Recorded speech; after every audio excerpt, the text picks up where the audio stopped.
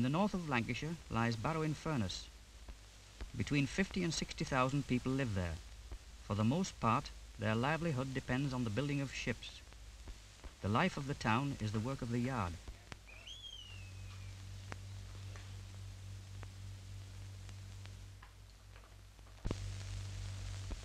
Joe Eccles, plater, age 44. John Dalston, caulker, age 32. Shipwrights, welders, riveters, drop stampers, stagers, smiths, riggers, strikers, heaters, hammer boys, drillers.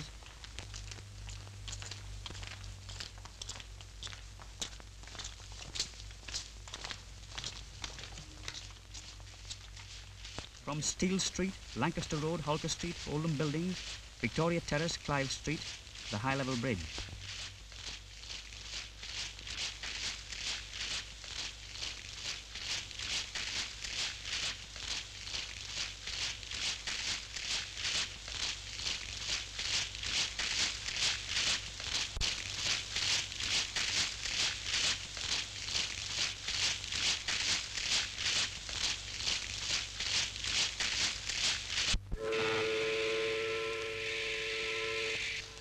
There's the plating for H-deck, order number 697/B36. Consigned to plate rack side. Barrow here, Robert speaking. Look, about those 10-head conical deck iron rivets ordered last How week. many? 50 bulkhead plates, mild steel as specified. Okay, they'll Steel be plates there. are going down now, so it's very urgent we have them listed.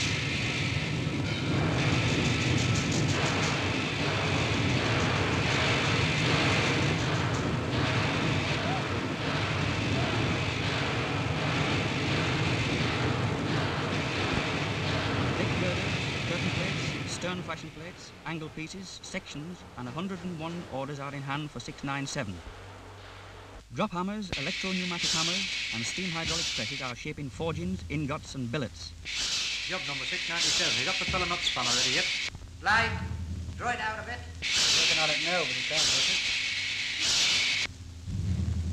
Turn it over. There's a night shift going on tonight, Bill.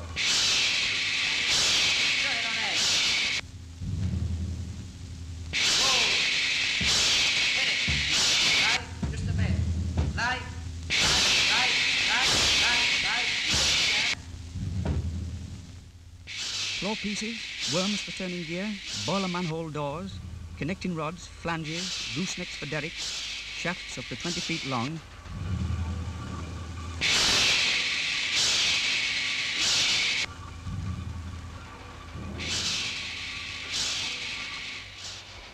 In the yard, under the shadow of tower cranes and derricks, the 697 begins to grow in her berth. The vertical keel plates have been laid and tank framing is in progress.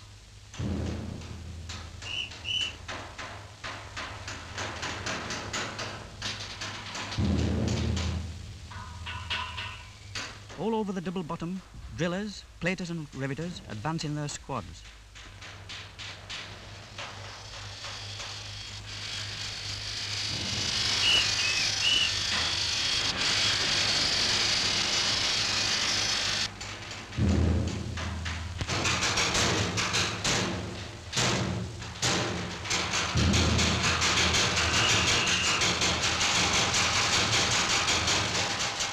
Plating is put to the framing to build up the shell.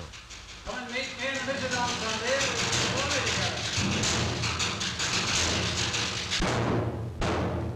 At the stern, massive blocks are piled up to support the horizontal framing. How you fix the cork and rivet, lad? You want the cork going down, no?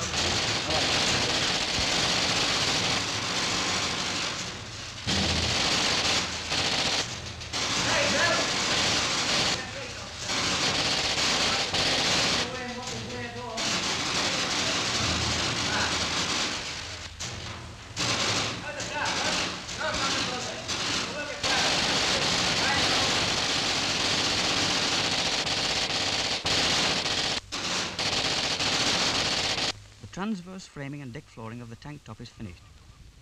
Soon the slender side frames to form the skeleton of the hull will be going up.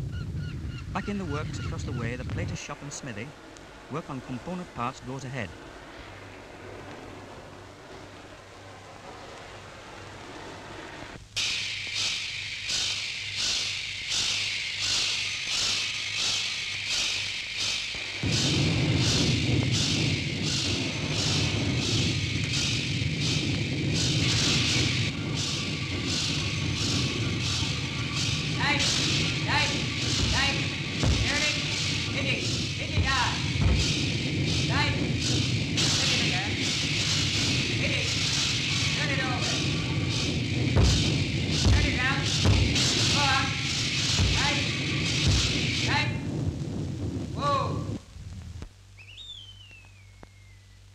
propeller brackets are now fixed at the stern. The framing has been extended up over the blocks and the rudder post towers high in the air. All over the deck flooring, the black squads advance, while on the ground, besides the ship, huge sections and bulkheads are fabricated and lifted into position.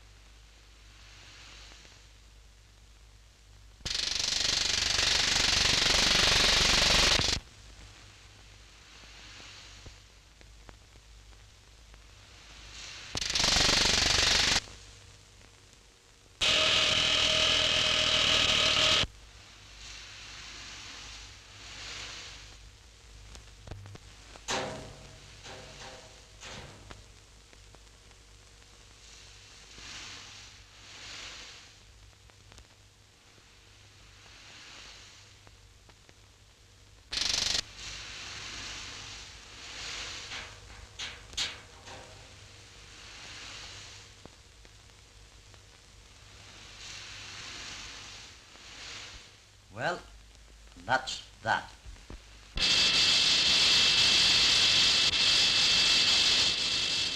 Section after section is guided into place and fixed to the beam knees until the hull is subdivided by transverse watertight divisions.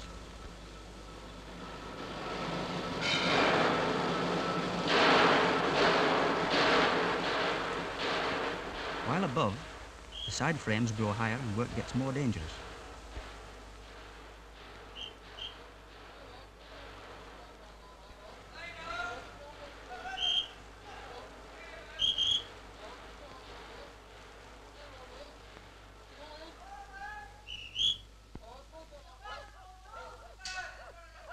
So 25% of the framing and plating is worked in, and 697 begins to take real shape. And on Sunday mornings,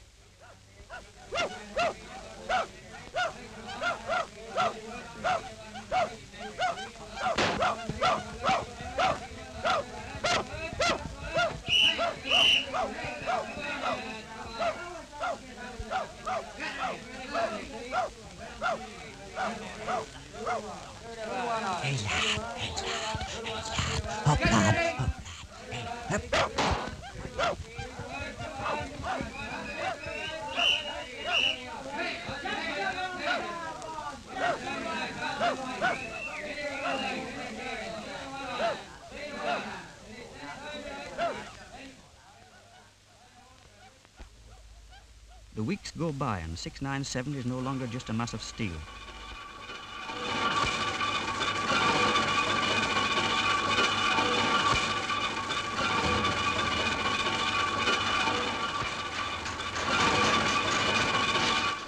The forward end, with its triangular tapering bulkhead, shows the lines that the side plates will take. On every deck, in the shell, on the keeling and all over the nearby ground, the work goes on, 8.5 hours a day, 5.5 days a week.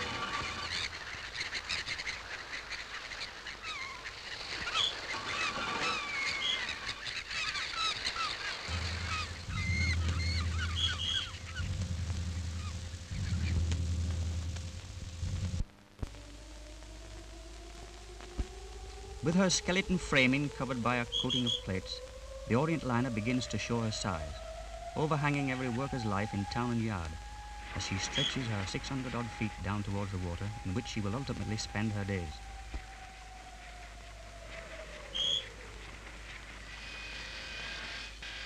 All day long, a never-ending procession of workers comes on and off the ship.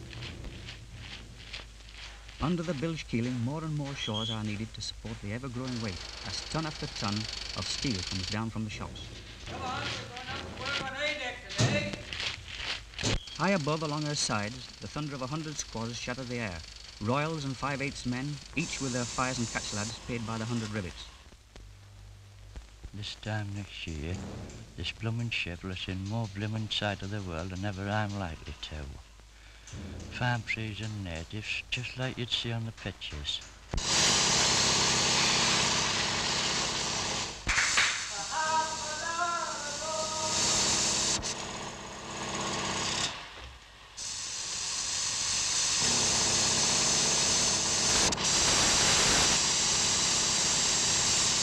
I wouldn't mind going on it myself. Queer to think that women will be walking about here just in silk dresses and chaps in natty suits trying to keep cool. Don't suppose you think of the bloke that hit the blinking rivet.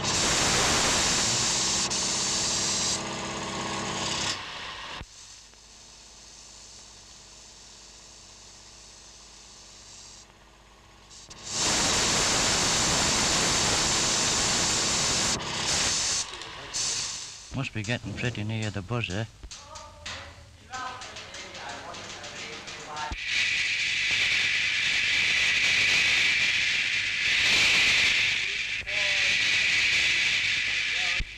Deep down in the bowels will be housed the high-pressure twin-screw single-reduction geared turbines, designed to give 24,000 shaft horsepower and a speed of 21.5 knots.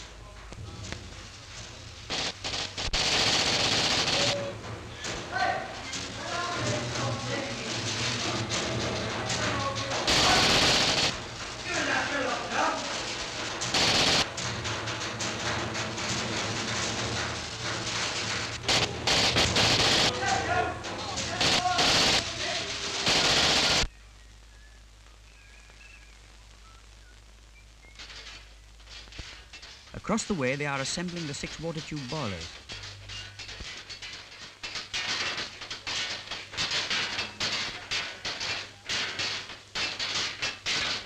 Are you coming to the club tonight, Joe? No, unless you want me to go to the kitchen tonight. In every bay of the machine shops and in the erecting pits, some part of the turbines is being made.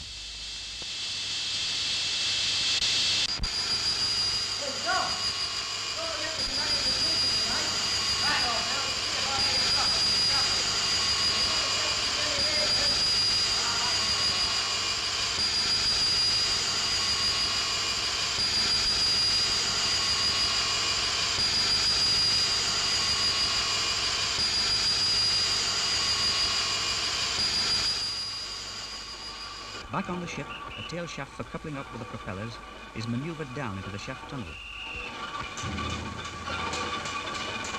How is Jackson doing? Oh, he's doing fine. Above decks, the superstructure is well advanced. Huge spaces for sports and games, decks for walking, reading and sunbathing, open-air swimming pools and dance floors must be provided for the tropical voyages which will form the greater part of 697's life.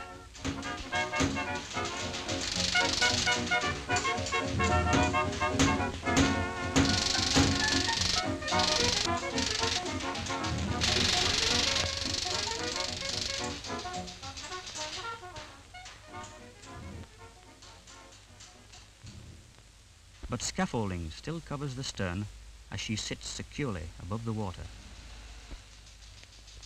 And all the time, as she grows higher and bigger, the life of the town goes on, every mouth being fed, every body being clothed by the work of the men in the yard. Over the shops and the pubs, over the cinemas and the market, towers the bulk of 697, who, in her growth, has become almost part of the town.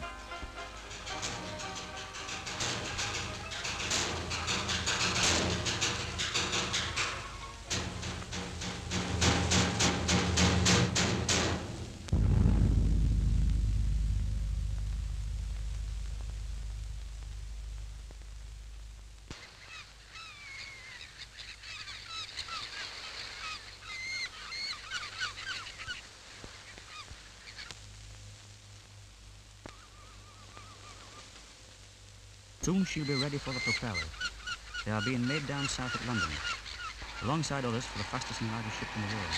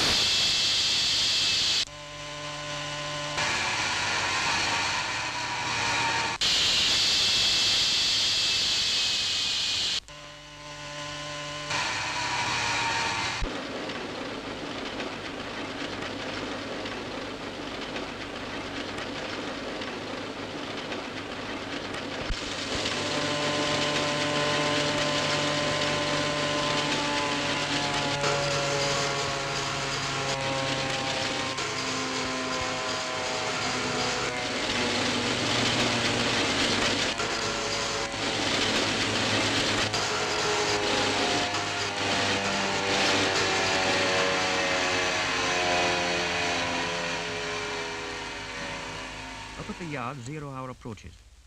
The ways are greased so that she'll slide smoothly and gracefully into the water. While up on the decks, last rivets are being driven, last plates are being fixed, preliminary painting completed, and everything is set for the launch.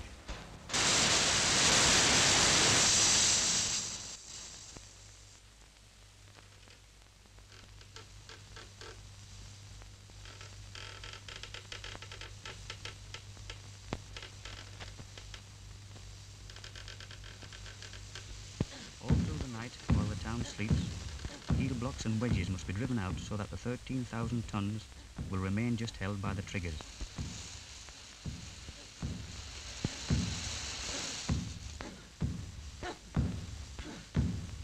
Aye, the tide's about turning now. It should be fine in the morning.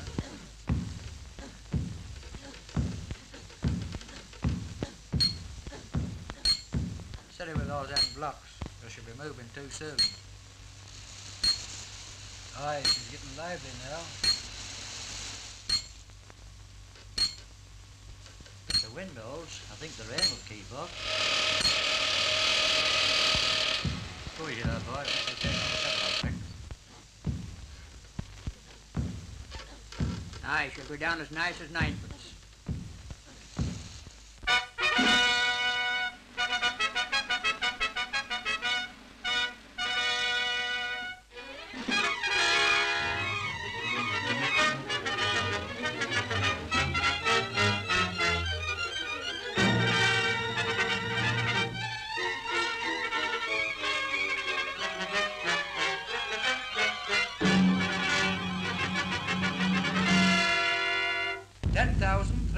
tons of plates and sections.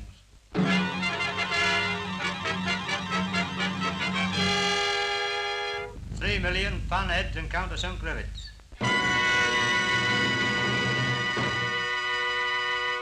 13,000 tons on the launching ways, 24,000 tons in all when she's finished, ready to be launched by wireless from Australia by His Royal Highness the Duke of Gloucester. The Orion at Barrow in Furness. 12,000 miles in all, Sydney. Will you try another line? I'm not getting you too well. That's better. Rightio now, Sydney. They'll be getting all set up there now. It'll be a fine sight. You know the ceremony is being relayed on the Empire and all the regional programs, so all the busy housewives will be able to listen in. Well, Sydney, they'll be about ready up there now.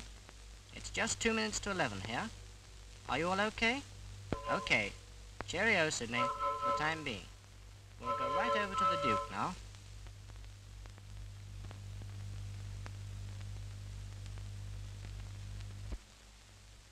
before performing the act of magic which will cause this beautiful ship to take the water so many miles away, I send a greeting to my countrymen at Barrow and Furness, who are so fortunate as to be present at her launching. As her sponsor, I offer to the youngest daughter of the family my congratulations on her birthday, and I wish her many happy returns on our voyages between England and Australia. I name you Orion. Good fortune attend you always.